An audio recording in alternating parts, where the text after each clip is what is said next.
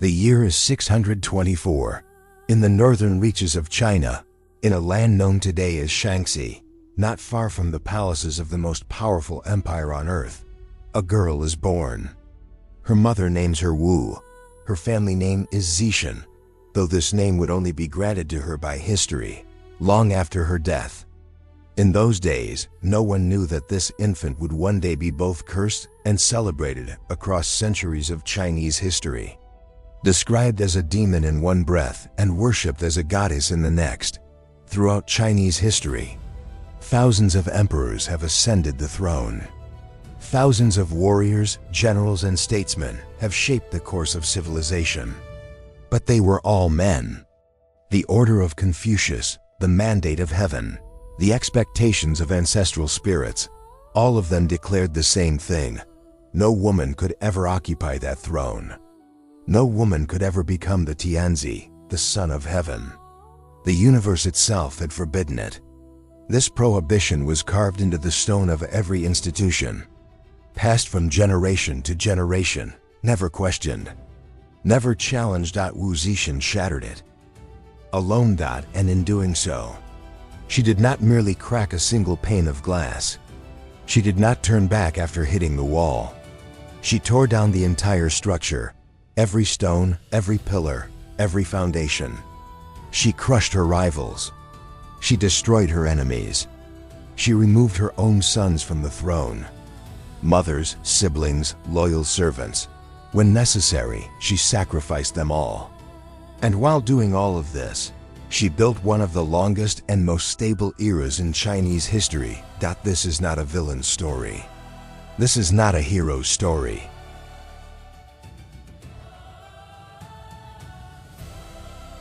This is something far beyond either, far more complex, far more human, far more real. It is the story of how a woman, in order to exist within a system, was forced to transform that system entirely.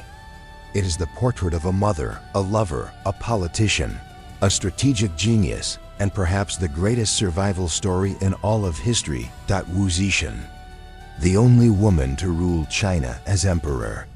And today, we begin to tell her story. Wu did not come from an ordinary family. Her father, Wu Xiu, was a close friend and supporter of Emperor Gaozong, the founder of the Tang dynasty. This friendship opened the doors of the imperial court to his family. However, in the Tang dynasty, social hierarchy was extremely rigid, and while the Wu family was considered aristocratic, they were not from the most ancient and prestigious lineages. Her mother, from the Yang clan, came from a family that placed great value on female education and taught Wu not only embroidery and flower arrangement, but also classical Chinese literature, history, and politics. This was extraordinarily rare for the time. A girl reading the Analects of Confucius, a girl studying historical texts, a girl debating rhetoric and philosophy. These were skills that belonged to boys. But Wu's mother thought differently. And that different way of thinking would become the foundation of Wu's political intelligence years later, because before Wu ever set foot inside the palace, she had already learned from books how the palace functioned, how power changed hands, and how a person could survive. At 13, Wu was brought into the court of Emperor Gaozong. Gaozong was one of the greatest rulers in Tang dynasty history, a legend for his military genius and his approach to governance. Wu entered the palace with the title of Chiron, which meant she was a fifth-rank consort. There were hundreds of women in the palace, and the vast majority of them would live their entire lives without ever seeing the emperor's face. Wu was different. But that difference at first was not an advantage, it was a danger. From the outside, the palace may have appeared to be built of gold and silk. Inside, it was a merciless arena of competition among thousands of women. Jealousy, intrigue, poison, lies, these were the true building materials of the palace. Every woman was fighting to attract the emperor's attention, to carry his child, to ensure that her son might one day sit on the throne. And in this struggle, mercy was synonymous with weakness. Wu understood this, and she never again showed mercy. At least not when mercy would have made her appear weak. The year is 649. Emperor Gaozong falls ill.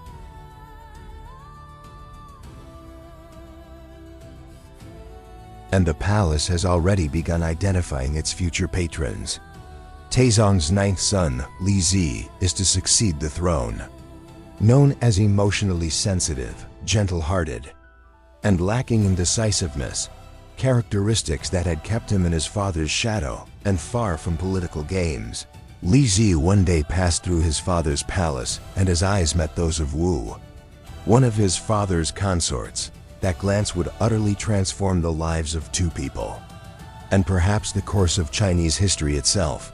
But for now, the fate awaiting Wu when Emperor Gaozong died was far darker.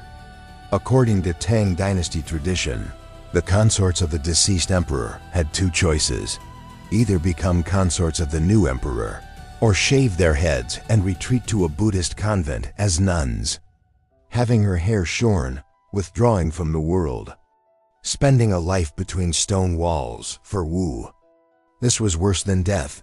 Wu was sent to the convent. Wu Zetian was not the kind of woman who would quietly fade away. The years she spent in the convent are considered by many historians to be the most critical turning point in the formation of her character. Even in that restricted and seemingly hopeless environment, Wu refused to surrender. She continued to read. She continued to think. And she knew that Li Zi had not forgotten her, because the young Emperor Gaozong was making occasional visits to the convent. Some historical sources suggest that Wu had a deliberate strategy even behind these visits. Even inside the convent walls, Wu's moves were calculated. Every glance, every word, every gesture, all directed toward a single purpose.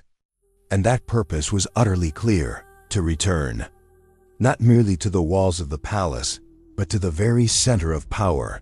Emperor Gaozong, Li Zi, has gone down in history by nearly every conventional measure as a weak ruler. Crushed under the enormous shadow of his father, struggling to make decisions, and known for his emotional fragility, he had grown up on the margins of political games. But for Wu, this weakness was precisely what she needed. When Wu returned from the convent, she was taken into Gaozong's palace, initially as a low-ranking consort. But Wu's ambitions had never been small. She entered into direct conflict with Empress Wang, the most powerful woman in the palace, and with Zhao Shufei, the emperor's most favored consort. This conflict would soon evolve into one of the darkest and most contested chapters in Chinese history. Historians and chronicles have written that Wu murdered her own infant and framed Empress Wang for the crime. The baby was Wu's first daughter. According to the account, Wu strangled the child with her own hands, then pinned the blame on her rival, forever shattering Gaozong's trust in Empress Wang. Is this story true? There is no definitive answer buried in the depths of history. Perhaps Wu truly did this. Perhaps it was slander fabricated by her enemies. Perhaps the truth lies somewhere in between. But one thing is certain: this event became the heaviest mark Wu Zetian carried on the pages of history. And that mark was never fully erased. Empress Wang was removed from her position in 655. A year later, Wu was declared Empress. And this was far more than a mere change of title. It was the opening of the door to power.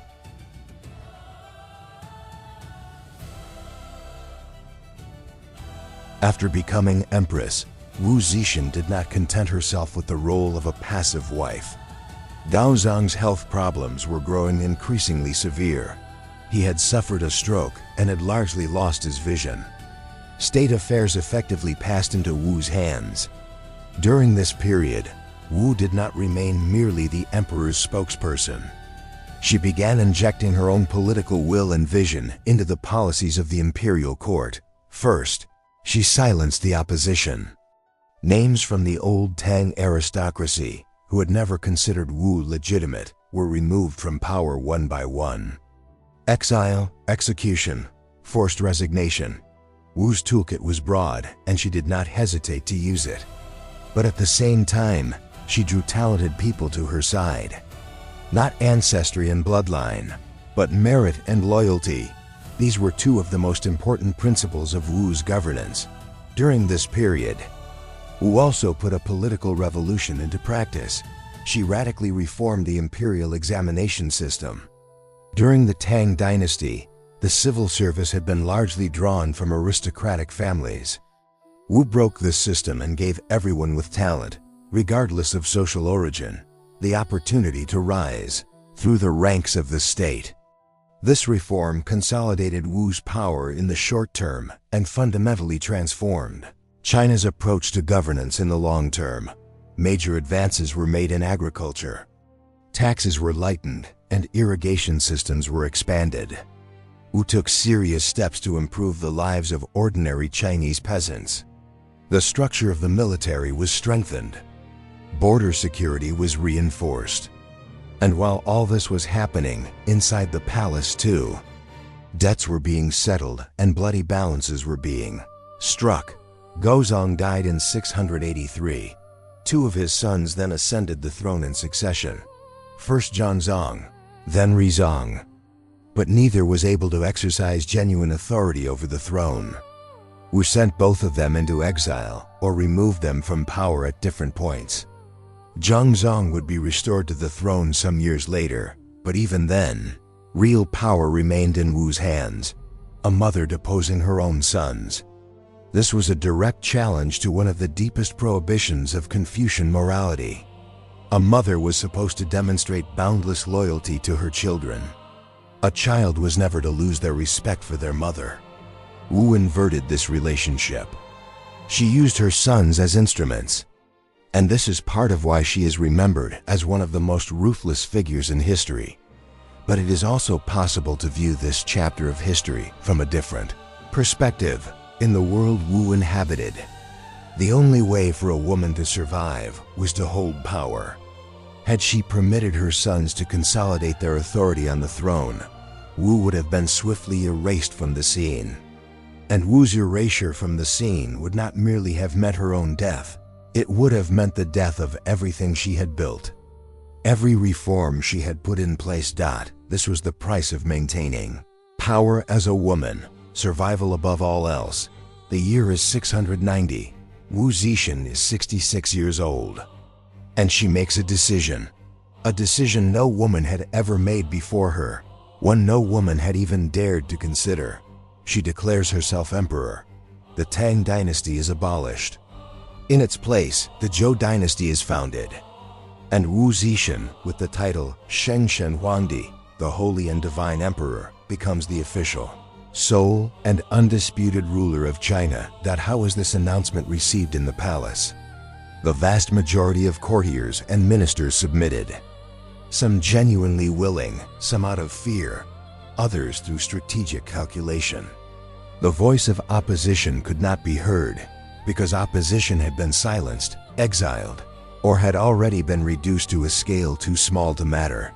Wu's imperial reign would last 15 years. And those 15 years would be one of the most remarkable eras in Chinese history. Buddhism became the official religion of the state, or at the very least, state support for Buddhism increased dramatically. Wu permitted, and even actively encouraged, the circulation of texts that identified her with a reincarnated Buddha figure from Buddhist prophecy. This was both a matter of religious identity and a masterful political maneuver. The Confucian tradition excluded Wu, but Buddhism embraced her. The state bureaucracy expanded. The examination system was further democratized. New channels were opened. Art and literature received enormous support at the court. Diplomatic relations were reorganized, and Wu's secret police continued to operate.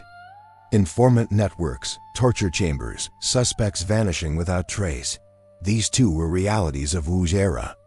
The instruments she used to maintain her power placed her name among the most contested figures in history. Wu Zetian's final years put on full display the heavy price of power. As she aged, those around her increasingly attempted to manipulate her. Two male favorites, Zhang Changzong and Zhang Yuzi, exerted enormous influence over the aging empress. The palace was thrown into turmoil by the presence of these two figures.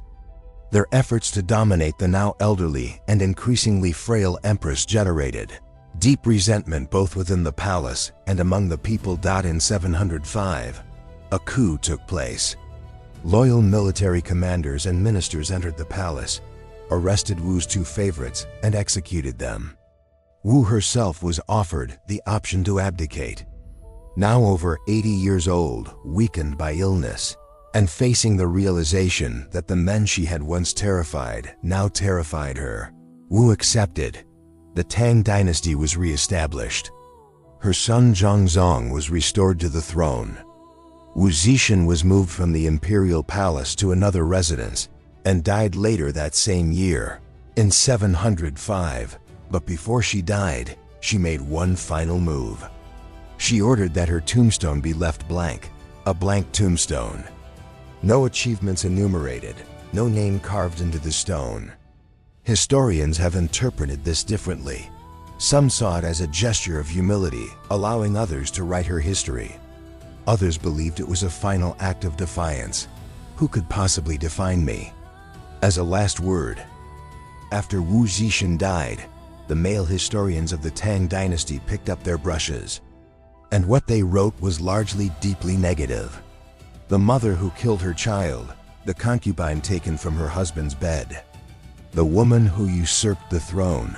These images were repeated for centuries and became the official historical portrait of Wu. But modern historians say, this picture is far more complex. Wu Zetian's reforms genuinely transformed Chinese governance. The merit-based bureaucracy existed before Wu's era, but she strengthened it as it had never been before.